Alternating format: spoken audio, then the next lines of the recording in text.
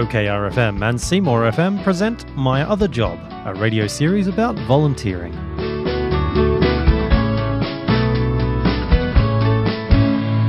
In the last episode of My Other Job, we met Kilmore volunteers Anne, Kay and Gary. In this episode, they talk about orientation, induction and training. And I'm guessing, although your area K is different, there are procedures and things that need to be followed, and an auxiliary person who joins as a new person, you run through the procedures with them before anything gets started. Well, it's important that they go through a police check, and we're all given a volunteering handbook. We can do training, we get newsletters sent out to us and that offers various training. You can do other training within the hospital if you so choose. But with the auxiliary, we're very accountable. We have all our books audited and we run by a constitution. That's also got to run past the CEO of the hospital. So yeah, we are guidelines slightly different, but I still come under the umbrella of the guidelines of the hospital. Right. And I must follow those. And would you say that it's quite a valuable learning experience for somebody who maybe hasn't had any experience in this sort of role to be able to come in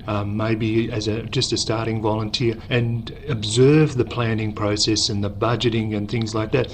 There must be people who come out of the auxiliary or who are experienced members of the auxiliary who say, well, golly, we're running almost a business here and we've learned quite a few skills in budgeting and planning events and things like that. So there would be useful qualifications almost that come out of it. Absolutely. Organisational skills is very important from the auxiliary's point of view, and communication skills, because you're dealing with the public as well as people within the hospital, and you've got to have organisational skills. We run a number of raffles, we run a community fair every second year, we run the market, we set up a market stall. But everyone that I've met that's come into the auxiliary thoroughly enjoys what they do. And anyone would be welcome to join us.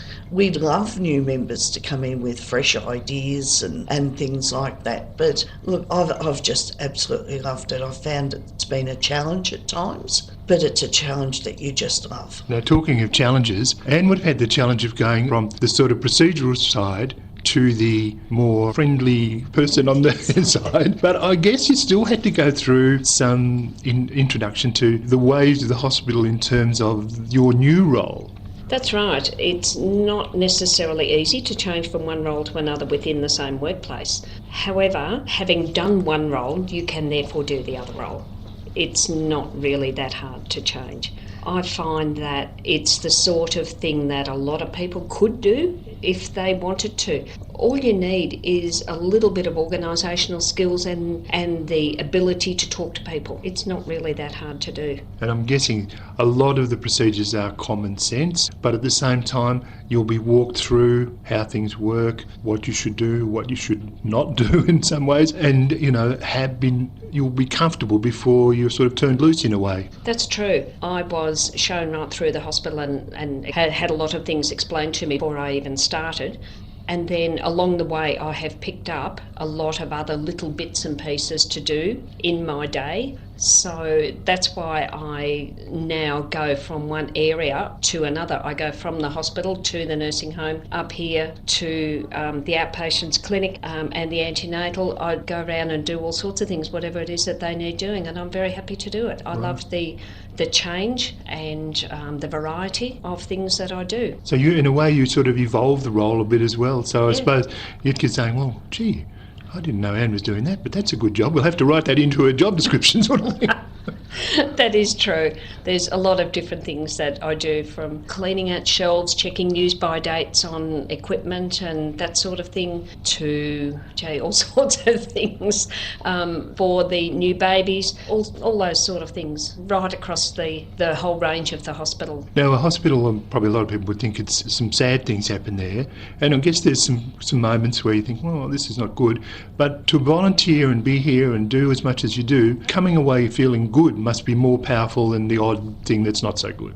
Oh, it is. And as a volunteer, you don't have a lot to do with the so-called bad things that happen in hospitals. But one of the best things is that you can be of use to somebody. You can be of use either talking to an older person that just wants a chat, You can be of use perhaps to the nurses in doing some background paperwork or some cleaning, and that's what you want. You want to go home feeling that you've made a difference. And I think, Kay, you summed it up pretty well when you were saying you could go to one of the managers or the doctors and say, you know that laptop or whatever you wanted? You've got it. And Gary, I know you know there's some sad moments that you've had, but I'm guessing you've had the same thing, that you can say, I had a fantastic discussion. We had a real good chat with this guy today, and that gives you a good buzz. Absolutely. You go through days where you get good responses of people, you get other responses, but we've had some wonderful, wonderful times here. I mean, even a few weeks ago I played euchre with a man up there. I hadn't played euchre since I was 12-year-old. It's a memory curve. But you get a response of people and just their eyes, and as Anne said earlier, they wander around the room, they wave to you when you get there, ask where you've been, why haven't you been there last week, where are you, when are you coming back again? So you get a real response. And look, my thoughts is, if we get that sort of response off them when they're there, when I walk away and I think to myself, look, if we've given them 10 minutes of sunshine, we've done our bit. Well said. If you've been listening to these interviews and you think, I think I need to find out more about volunteering at the hospital, what are the first steps to take? Well, there's a few avenues for making contact with us. A lot of people read about it on the website, and so they can make contact via the website, and that'll come through to me and I'll ring them and arrange a time to meet. Equally, they can give me a call at the hospital, 5734 2164, and again I'll arrange to meet and we talk about all the different opportunities available and what would suit them best. There you go. Thanks to you all for joining in this morning. Produced by Mitchell Community Radio OKR-FM in partnership with Seymour FM and the Mitchell Shire Volunteer Advisory Panel. Funded by the Community Broadcasting Foundation.